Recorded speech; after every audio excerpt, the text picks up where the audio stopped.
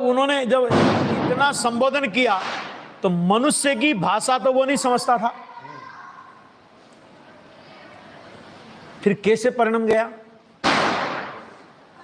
तो कहते हैं कि उसके अंदर में जब मुनिराज को टकटकी भाव से वो देख रहा था, उसके परिणामों में परिवर्तन आया, उसकी आंखों में से आंसू की धारा बहने लगी, तो उसके जीवन में तीव्र मुमुक्षुता प्रकट हो गई।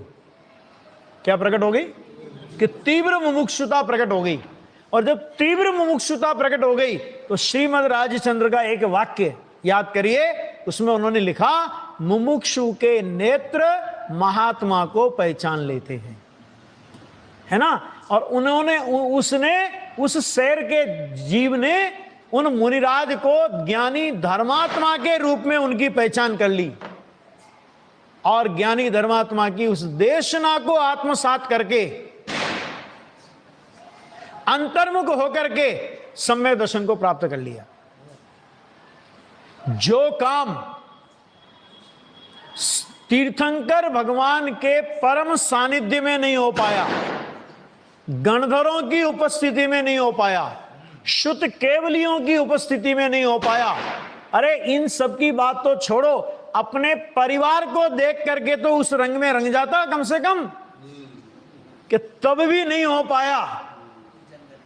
इसका मतलब यह है कि अगर हमारे उपादान की जागृति नहीं हुई हो तो करोड़ों निमित्त भी सन्मार्ग पर लगा नहीं सकते। और अगर उपादान की जागृति हो गई हो तो कोई सामान्य सा निमित्त भी होगा सामने तो भी कार्य हो जाएगा। क्यों?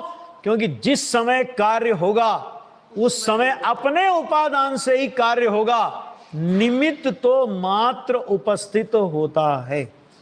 यह सिद्धांत इस घटनाक्रम से निकलता है कि नहीं निकलता है? बोलो।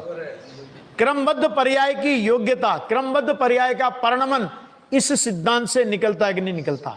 तत्समय की योग्यता, समर्थ उपादान कारण। कोई अपने से पूछे आदिनाथ भगवान के समोषण में क्यों नहीं हो गया और शेर की पर्याय में क्यों हो गया?